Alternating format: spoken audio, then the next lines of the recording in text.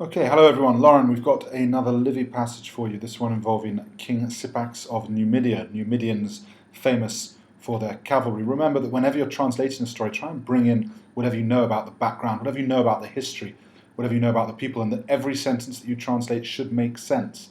The author, Livy in this case, is trying to make sense. He's trying to make a point. He's trying to say something. Let's not forget that.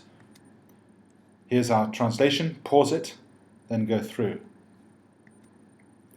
Syphax erat rex numidarum, subito Carthaginiensibus hostis factus. Syphax was the king of the Numidians, genitive there, subito, suddenly, factus having been made. I said here, suddenly having become hostis, an enemy of the Carthaginians, enemy to the Carthaginians. Factus there, a PPP in the nominative. Eum centuriones miserunt qui cum eo amicitiam societatem quae facerent, et policerentur si persevereret urgere bello Carthaginienses gratam eam regem fore senatui populoque Romana. Grata ea legatio barbaro fuit. They sent him centurions, qui, to, it's here qui, taking the place of ut.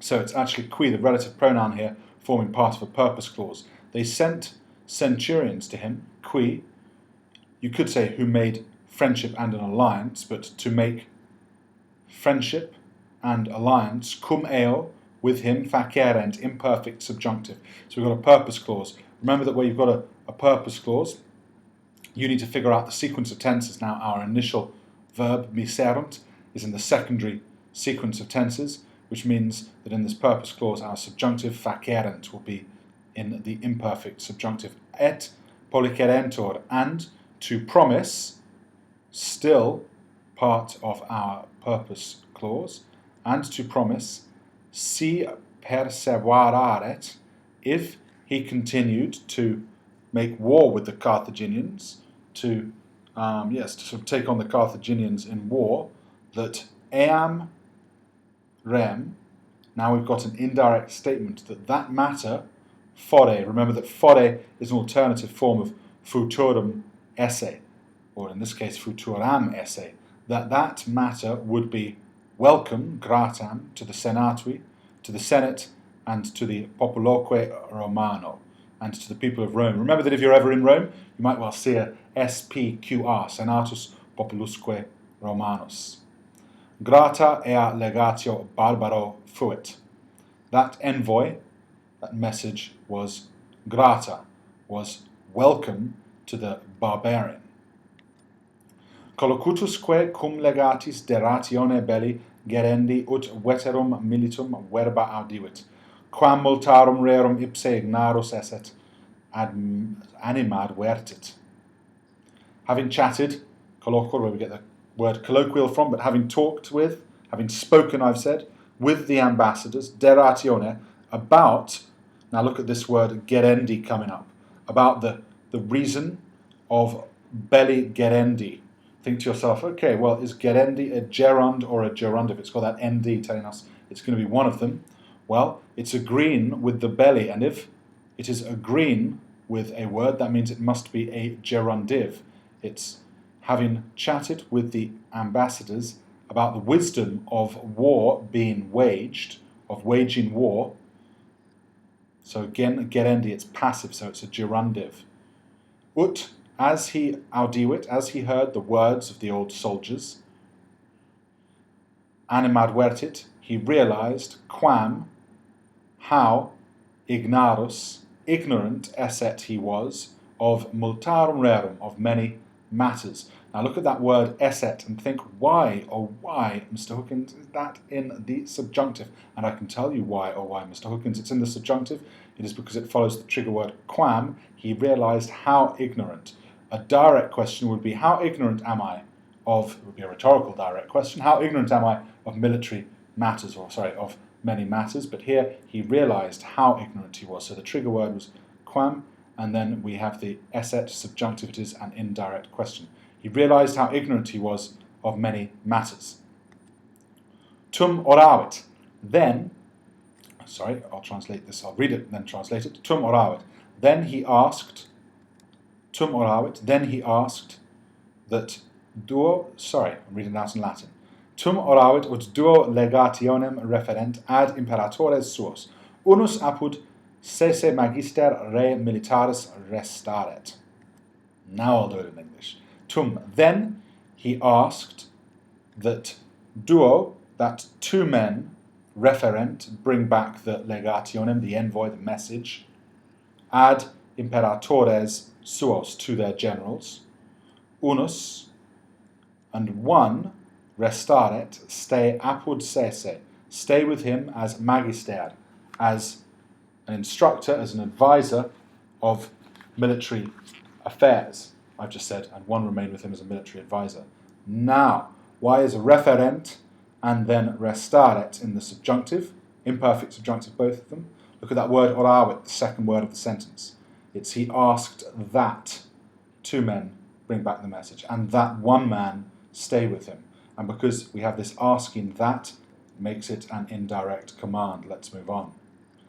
Rudem ad pedestria bella numidarum gentem esse, equis tantum habilem. We've still got, I suppose here you could say, part of an indirect question here. It's still sort of part of the animad vertit, isn't it?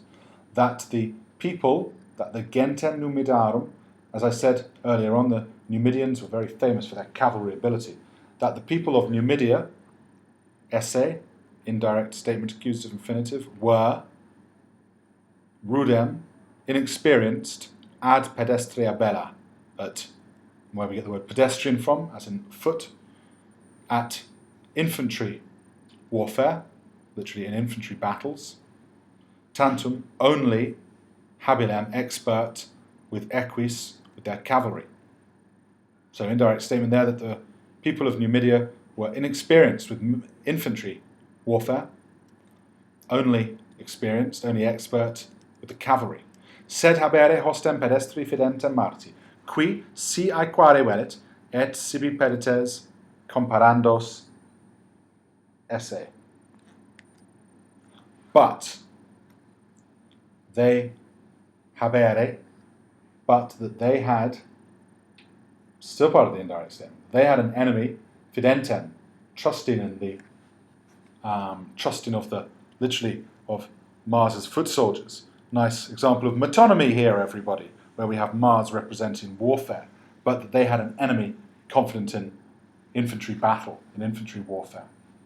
With whom, or if he wished to be equal with whom, to whom, if he wished to be on par with whom, he also pedites comparandos esse, the gerundive there, comparandos, it's plural, and it's plural, it's agreeing with the pedites, literally foot soldiers were having to be obtained by him. So it's a gerundive of obligation that he had to obtain foot soldiers, that he also had to obtain foot soldiers for himself. Literally, that the foot soldiers were needing to be obtained for him. So gerundive of obligation there. He also had to get foot soldiers, infantry. Facturos se in praesentia quod velet legati respondent, fide accepta ut remitteret ex templo eum, si imperatores sui non comprobabescent factum, quinto statorio nomen fuit, qui ad regem remansit.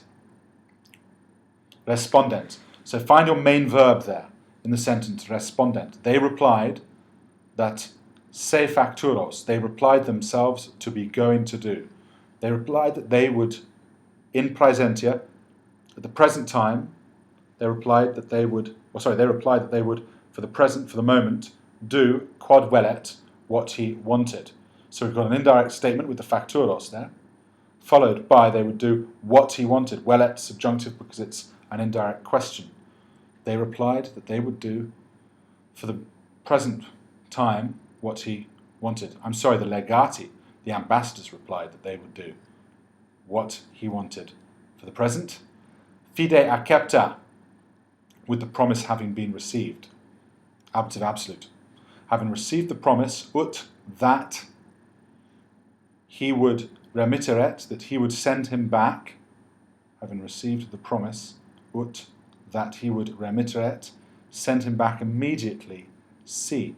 If, got a conditional coming up here, if their generals non comprobasent, did not agree with his action. Nomen fuit, the name to him was Quintus Statorius, who remained with the king. Hope this is useful. I'll put another one on soon.